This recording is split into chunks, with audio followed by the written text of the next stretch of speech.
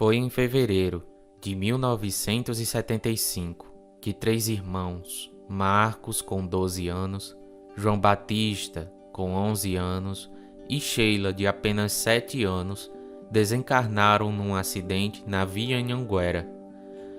Os pais mergulharam em profunda tristeza. 3 filhos que desencarnaram na mesma hora. O resultado desse desastre foi uma casa vazia. A senhora Elite, a mãe, mergulhou em lágrimas enquanto o pai Roberto procurou no excesso de trabalho uma forma de esquecer aquele acontecimento.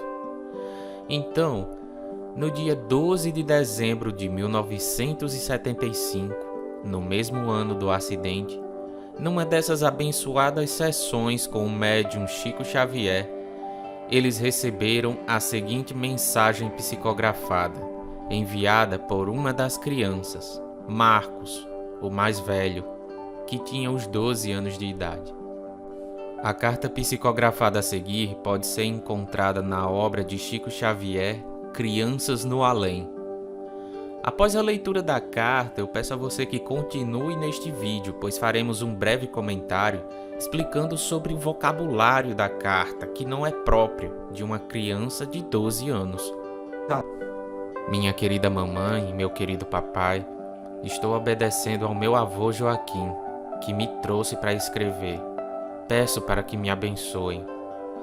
Querida mamãe, a senhora pede notícias e rogou tanto, mas tanto perante as orações, que me vejo aqui para trazer a esperança ao seu coração e fortalecer em meu pai a confiança na vida.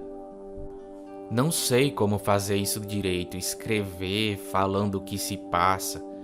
Meu avô está me auxiliando, mas por dentro de mim estou como quem traz pensamento tropeçado na vontade de chorar. É preciso ser forte e ser um homem para receber um compromisso desses. Papai sempre nos ensinou que devemos ser valorosos com a luz da coragem na frente de nossos passos. Mas é tanta dor para vencer, querida mamãe, que eu não tenho forças para remover a situação. Meu avô diz que não devo procurar desculpas, e sim tomar o assunto sem mais demora. Por isso quero dizer a você, mãezinha, para confiar em Deus e na vida. Papai é calado e tantas vezes sem manifestações iguais às nossas, mas para ele também estou garatujando essa carta. Rogo a vocês para não se deixarem dominar pelo sofrimento, embora esse conselho deva ser ditado para mim mesmo. Estamos assim, como num telefone direto, em que o fio do lápis vai formando as minhas palavras, sem que eu possa receber as palavras de meus pais queridos ao mesmo tempo. Sei tudo o que tem acontecido. Sei, mãezinha, que a senhora está sendo considerada uma pessoa em perturbação mental, mas nós entendemos daqui as suas aflições. 3 filhos esmagados quase ao chegarem em casa.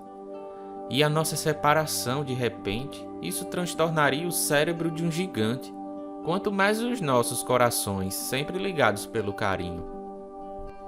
Desde que acordei aqui, ouço seus gritos do coração, suas palavras que não são faladas, suas preces de aflição no silêncio e suas lágrimas que aí na terra ninguém vê.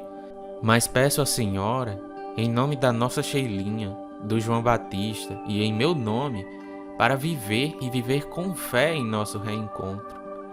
Mamãe, se não fosse a falta que a gente experimenta de casa, se não fosse a voz da senhora e do papai por dentro de mim, eu diria que tudo está bem.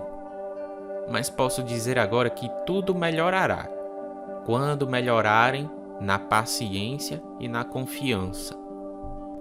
Estamos num parque de crianças que vieram para cá apressadamente. Temos tratamentos, exercícios, lições e muito carinho.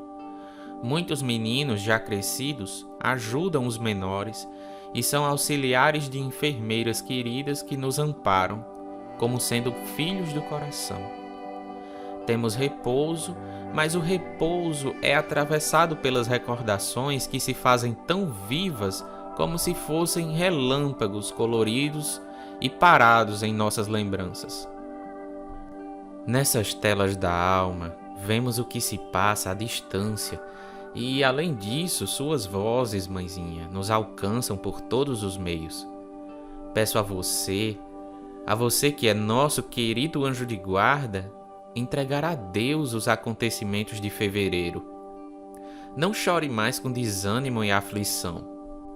A senhora, sempre carinhosa e sempre imensamente boa para nós, não choraria mais com tanta angústia se visse a nossa querida Sheila cair em aflição, querendo ir ao seu encontro sem poder. Ajude-nos, querida mamãe. Aqui temos muita gente dedicada ao bem. A irmã Luísa nos abençoa, benfeitora que não conheci. E um santo, a quem devemos chamar de Irmão Ukuro, nos cerca com muito amor, quase todos os dias. O tio Diogo e o avô Joaquim são companheiros que tudo fazem por nosso auxílio. De tia Maria nada sei, pergunto por ela, mas recebo apenas a notícia de que ela vai bem. De certo modo, ainda não estou muito em mim. Se tivesse de retomar os estudos aí em casa, creio que não seria possível. Tenho a cabeça assim, aflita, como quem não saiu de um susto muito grande, e não posso lembrar com muita insistência aquela veraneio e nem a nossa casa em Perus, porque me sobe uma emoção ao cérebro que dá para tontear. Mas o avô Joaquim me diz que tudo vai melhorar quando a senhora e o papai estiverem mais fortes.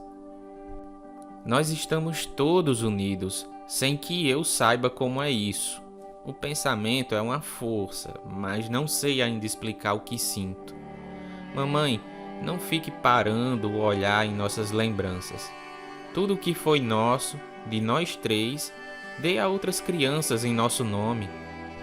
Ficará para nós o coração inteirinho, porque a senhora, papai, João Batista, Sheila e eu não nos separamos. Peça energias para nós nas preces do seu carinho de sempre. Mamãe, as lágrimas são forças de Deus em nossa vida e por isso nenhum de nós está livre de chorar. Mas as nossas lágrimas devem ser orações, orações de gratidão e amor, paz e fé. Um dia estaremos todos juntos, mas não deseje vir para cá como quem força a entrada de uma casa desconhecida. Pouco a pouco, entenderemos as razões de tudo o que sucedeu. Rogamos para que a ninguém seja atribuída qualquer culpa pelo acidente. Ninguém cria problemas de trânsito por vontade própria, como no caso que vimos. Mamãe, queremos a paz de todos. Ajudem a senhora e meu pai a termos paz. Não se queixem. Temos tantos irmãos nas calçadas e nas ruas pedindo auxílio. Sejam eles filhos também de seu coração. Aqui, muitos pais de meninos desamparados oram conosco pelos filhos que sofrem no mundo. Mas eu sei que a senhora e meu pai serão auxílio e bênção para esses meninos, filhos de tantos amigos bons que nos amparam aqui. Não posso continuar.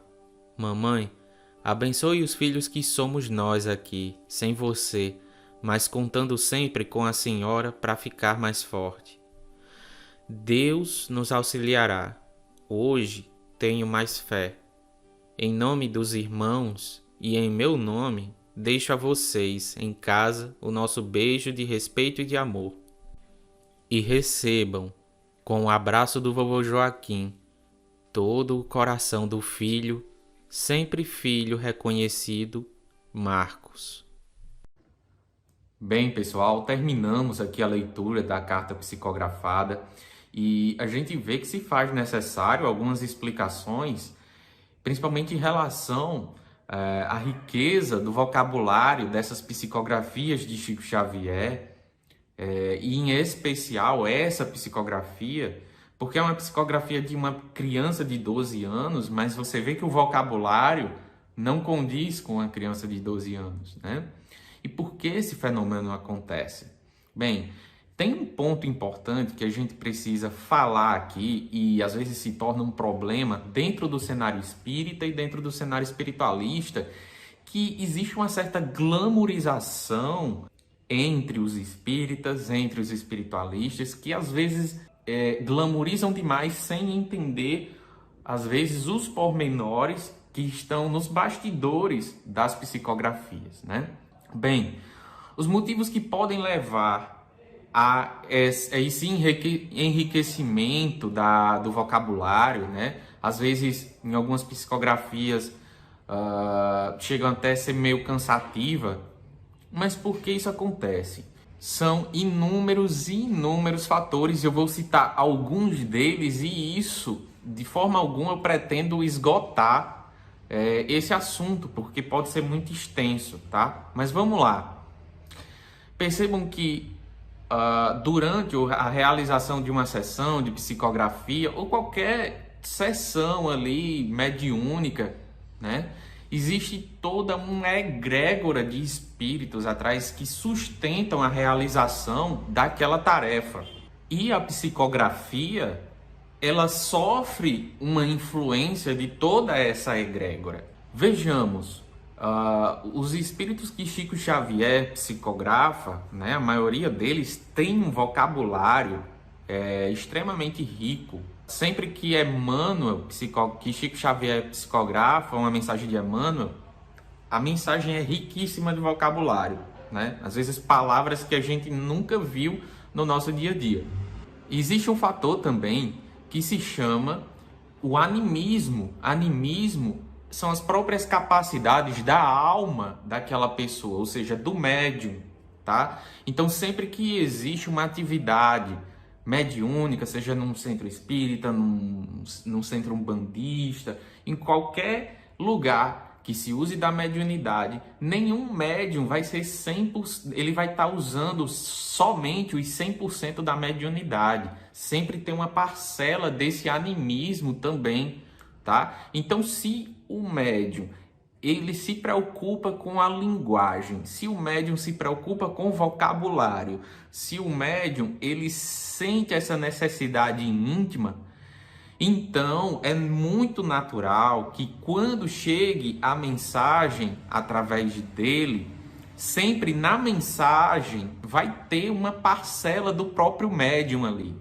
Mas não é exatamente as ideias do próprio médium, mas os trejeitos, algumas coisas, algumas particularidades linguísticas podem estar ali contidas. Por exemplo, eu vou dar só um exemplo e não tem a ver com psicografia, tem a ver com a incorporação. Por exemplo, um mesmo espírito que incorpore em um médium, que ele tenha, assim, a personalidade dele seja um pouco mais sisuda, mais séria.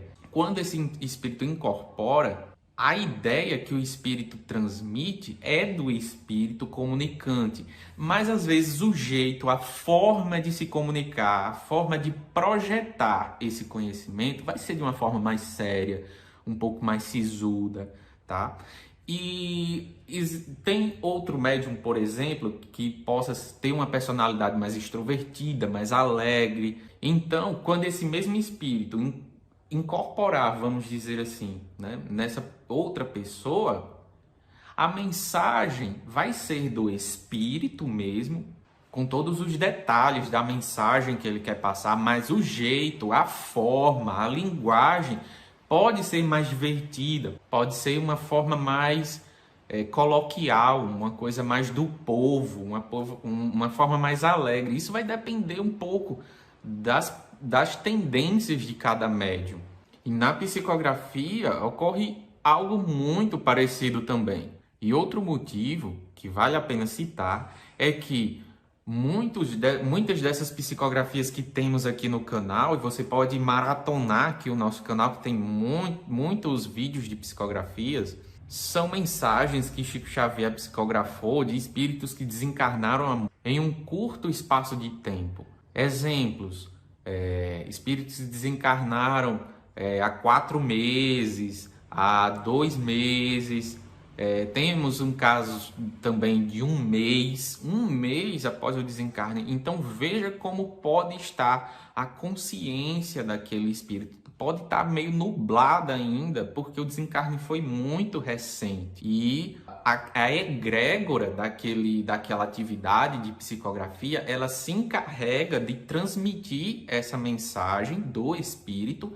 para o médium, tá? Como uma forma de recado. E não diretamente o espírito lá, tá? Daquele desencarnado, tá lá junto com Chico Xavier. Claro, existiram diversas ocasiões que isso pode ter acontecido, mas outras não, tá? Que a própria equipe é que se encarrega de transmitir essa mensagem para o Chico, tá? E essa mensagem, claro, vai ser rica de detalhes daquele espírito, tá? Que está ali desencarnado já há pouco tempo, mas que ainda não tem condições de se comunicar tão claramente com o médium. Então ela vai precisar da interferência dessa equipe. Mas se perde alguma coisa na riqueza, na beleza da psicografia? Não. Não se perde nada. Todos os detalhes, todas as minúcias é do espírito que conta, que sabe, tá? Mas devido ser uma mensagem que vai ser levada até o médium, então ela vai sofrer essa influência da própria egrégora e do próprio médium também, tá? Então, vejam quantos fatores podem interferir nessa questão da linguagem, nessa questão de trejeitos. Mas isso não desmerece de nenhuma forma a psicografia, porque é natural. Veja que eu citei só alguns fatores que podem ocorrer essa interferência sem que a mensagem original, sem que a ideia original seja deturpada. Então essa foi a forma que eu encontrei de explicar um pouco para vocês alguns fatores que podem interferir. Existem mais, existem inúmeros, tá? Mas isso não faz a beleza da psicografia se perder de forma nenhuma. Eu espero que vocês tenham gostado do vídeo no geral. Se gostaram, deixa seu like, se inscreve no nosso canal, ajuda a gente aqui. E espero vocês no próximo vídeo que a gente editar por aqui. Até breve.